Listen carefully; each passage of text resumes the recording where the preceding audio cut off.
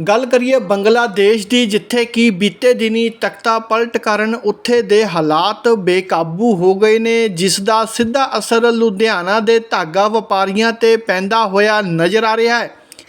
ਬਲਕਿ ਲੱਖਾਂ ਨਹੀਂ ਕਰੋੜਾਂ ਰੁਪਏ ਫਸਦੇ ਨਜ਼ਰ ਆ ਰਹੇ ਨੇ, ਜਿਸ ਨੂੰ ਲੈ ਕੇ ਦਰਸ਼ਨ ਡਾਬਰ, ਜੋ ਕਿ ਧਾਗਾ ਵਪਾਰੀ ਦੇ ਨਾਲ ਲੁਧਿਆਣਾ ਐਸੋਸੀਏਸ਼ਨ ਦੇ ਪ੍ਰਧਾਨ ਵੀ ਨੇ, ਉਹਨਾਂ ਨੇ ਕਿਹਾ ਕਿ ਪੂਰੇ ਭਾਰਤ ਵਿੱਚੋਂ ਸਿਰਫ ਲੁਧਿਆਣਾ ਤੋਂ ਧਾਗਾ 4,500 ਕਰੋੜ ਦਾ ਜਾਂਦਾ ਸੀ ਅਤੇ ਸਪਲਾਈ ਹੁੰਦਾ ਸੀ।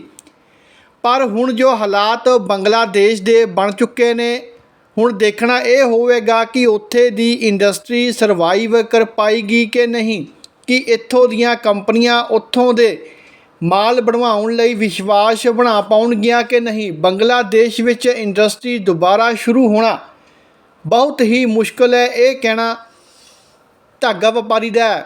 ਅਤੇ ਜਿਹੜੇ ਸਾਡੇ ਵਪਾਰੀਆਂ ਦਾ ਮਾਲ ਜਾਂ ਪੈਸਾ ਫਸਿਆ ਹੈ, ਸਾਨੂੰ ਲੱਗਦਾ ਹੈ ਕਿ 50 ਤੋਂ 60% ਦਾ ਲਾਸ ਹੋਵੇਗਾ। ਹੁਣ ਦੇਖਣਾ ਇਹ ਹੋਵੇਗਾ ਕਿ ਕਿਤੇ ਨਾ ਕਿਤੇ ਲੁਧਿਆਣਾ ਵਪਾਰੀਆਂ ਨੂੰ ਘਾਟੇ ਦਾ ਮੂੰਹ ਦੇਖਣਾ ਪੈ ਸਕਦਾ ਹੈ। ਬਾਕੀ आओ सुनते हैं। हाँ जी सर माई सर दर्शन डावर जी, मैं प्रेसिडेंट हूँ नेटवर्क क्लब से और LWMA से, लुधियाना वुलन मैन्युफैक्चरर एसोसिएशन का प्रेसिडेंट हूँ और नेटवर्क क्लब से हूँ। तो सर क्या किस तरीके से देखते हैं, जिस तरीके से ये बांग्लादेश में प्रॉब्लम क्रिएट हुई है, उससे इंडिया के और लुधियाना के खास करके कारोबारियों का कितना नुकसान होने वाला है?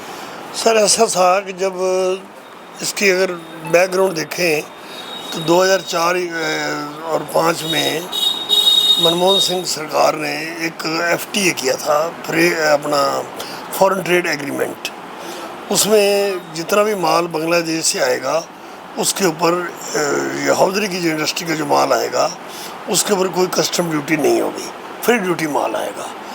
तो जितनी भी हमारी यहाँ मल्टीनेशनल कंपनियाँ थी, या बाहर की या इंडिया की, लाइक टाटा, रिलायंस, सभी कंपनियों ने वहाँ से माल बनवाना शुरू कर दिया, क्योंकि वहाँ माल की कीमत बहुत कम थी, लेबर बहुत कम पड़ती थी और माल जो है यहाँ बिना कस्टमर के आ जाता था। तो लुधियाना को प्रोडक्शन में बहुत मतलब वो था कि यहाँ का माल ज़्यादा नहीं चल रहा था। हम 2-3 साल से मंदे की ओर देख रहे थे।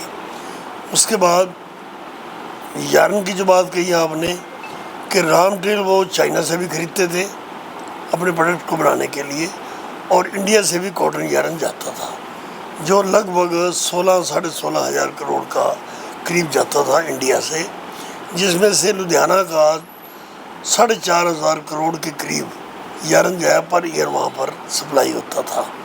अब ये हालात बन गए हैं। अब इस हालात में ये नहीं कहा जा सकता कि वहाँ की इंडस्ट्री दोबारा सर्वाइव कर पाएगी, नहीं कर पाएगी। क्या यहाँ के जो कंपनी हैं वो वहाँ पर विश्वास करेंगी माल बनवाने के लिए कि नहीं बनवाएंगे, और रही अगर तो नहीं बनवाएंगे तो रॉ मटेरियल से यहाँ से नहीं जाएगा। तो अगर कंपनियाँ दोबारा वहाँ की मिलें चालू हो जाती हैं, जिसकी संभावना बहुत कम है, लोगों का विश्वास वहाँ की सरकार से उठ गया है। जो वहाँ दंगे हुए हैं, जो यहाँ पर धार्मिक उत्पाद हुआ है, उस उत्पाद की वजह से लोगों का विश्वास जो है टूट गया है, और लोग होप कर रहे हैं कि वो माल अब बांग्लादेश से ना बनवा कर लुधियाना से ही बनवाएंगे। इन केस अगर वहाँ की इंडस्ट्री नहीं चालू होती है तो जो लुधियाना के धागा कारोबारियाँ जिन लोगों का धागा वहाँ पे जाता था, तो उनका कितना नुकसान होने वाला है? सर उसमें ऐसे था, अभी देखिए 100% लॉस तो नहीं होगा।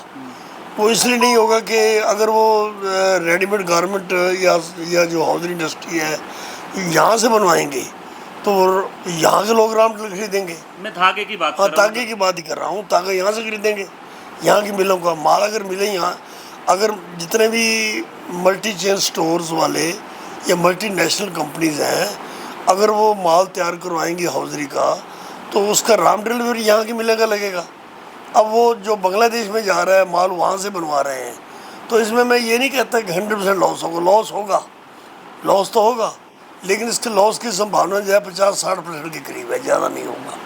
आपको क्या लगता है जिन लोगों का धागा गया तो उनकी पेमेंट मिलने के आसार हैं कुछ? देखिए इस हालात में तो बड़ा मुश्किल है। तो वहाँ के बैंक भी डिफाल्टर हो रहे हैं, काम भी बंद हो गया है, दारुद्वाद है। नई सरकार की क्या पॉलिसी आती है, क्या इंडिया के साथ उनका तालमेल होता है नहीं होता, क्या हमारी जो बनाई पॉलिसी है पुरानी सरकार की उसको एक्सेप्ट करते हैं नहीं करते, ये तो हालात के ऊपर है। आपको क्या लग रहा कि कितने करोड़ों में कारोबारियों का नुकसान हो सकता है लुधियाना के? लुधियाना का सर देखिए, जैसे 4,500 करोड़ का हरन जाता था, मान लो नहीं जाएगा तो यहाँ कितना खपत हो जाएगी? यहाँ तो बहुत कम खपत होगी। को माल वो सिर्फ इंडिया को तो देते नहीं थे, माल तो यूरोप को भी जाता था और कंपनी में जाता, और जगह जाता था, तो ताकत वो लेंगे नहीं फिर। तो इतना लॉस तो बहुत बड़ा है, लाखों करोड़ों में नुकसान, अरबों में नुकसान है। यहाँ की मिलें तो पहले लॉस में जा रही हैं, रॉ मटेरियल यहाँ का बहुत कम चलता है, चाइना से आता है, ये तो हम बांग्लादेश को याद दे रहे थे। ये लॉस की आप बात जो करते हो ना, तो अब सही डाटा तो नहीं दिया जा सकता, तो अभी तक हालात सामान्य नहीं है वहाँ के। जब तक वहाँ के हालात सामान्य नहीं होते, सरकार की क्या पॉलिसी आती है, हाँ जी, और हमारी पॉलिसी क्या बनती है हमारी सरकार की, तब तक इसके बारे में अभी तक अंधेरा ही अंधेरा है। आप हौजरी जो इंडस्ट्री है उसके प्रेसिडेंट हैं, कुछ जो धागा वाले आपसे कांटेक्ट आपको किया है, आपसे क्या सलाह ले रहे हैं कि क्या करना चाहिए फ्यूचर में?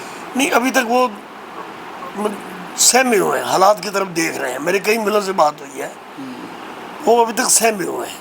एक तो उन्हें रुपया लेना है, साइलेंट है, अभी ज़्यादा बात करेंगे, वो इसी होप में है कि वो मिले आप दोबारा चालू करो, हम तागा भेजेंगे। अभी तक तो जब हालात सामान्य नहीं होते, इतनी जल्दी इसके बारे में कुछ नहीं कहा जा सकता। ठीक है।